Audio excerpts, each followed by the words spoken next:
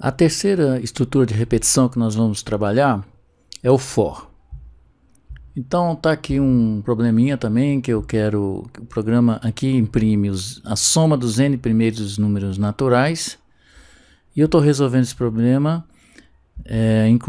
trabalhando com o for aqui. Então como é que é o for? O for é o seguinte: eu tenho aqui entre parênteses, a primeira parte aqui é a condição inicial, ponto e vírgula. A segunda parte é a condição de parada da repetição. Ele vai executar esse bloco enquanto isso for verdade.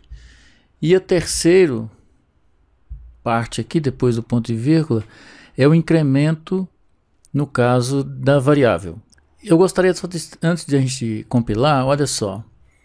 Isso vai valer para as outras estruturas de repetição que nós temos discutido aqui. O while, do while também. Inclusive o if, né, as estruturas condicionais nas aulas anteriores.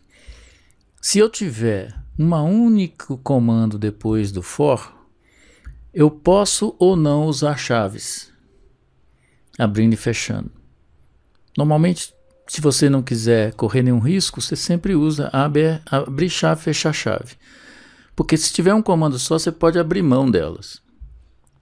Não dá erro de compilação se você não usar as chaves, mas se você tiver mais de um comando e não abrir e fechar chaves, obviamente que ele vai considerar só um dos comandos, o primeiro, que vai ser executado dentro do escopo da repetição, seja o while, seja o do while e seja o for.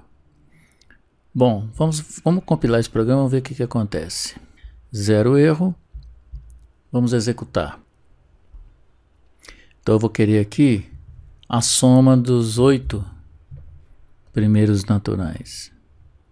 Então está aqui o resultado. Mais um exemplo usando o for.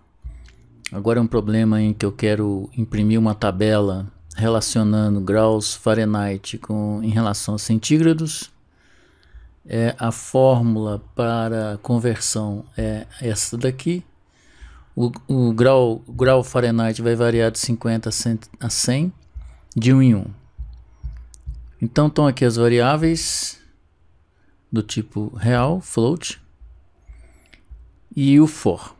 Por quê? Porque eu vou ter que, a cada valor de f, né, no caso que eu estou considerando Fahrenheit, eu tenho que fazer um novo cálculo de centígrados. Então ele começa dos 50, vai até 100, essa aqui é a condição de parada. Aliás, é 100, né? Não 150, 100. Essa aqui é a condição de parada e esse aqui é o incremento de 1 em 1 no caso. Esse aqui é a fórmula abreviada, né? Para você fazer f igual a f mais 1. É o f mais mais. Então eu faço aqui o cálculo, aplicando aqui a fórmula que está no enunciado e faço a impressão. E eu queria que vocês observassem também na impressão. No caso do Fahrenheit, eu não quero que apareça nada depois da vírgula, porque não vai ter nenhuma fração. Como eu estou usando float, então eu estou colocando entre o percent e o f, ponto zero. Esse é o formato que eu estou dando para a variável f.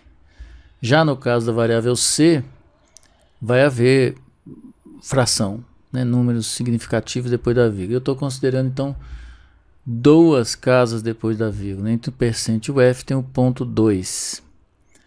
Então vamos executar. Então está aqui.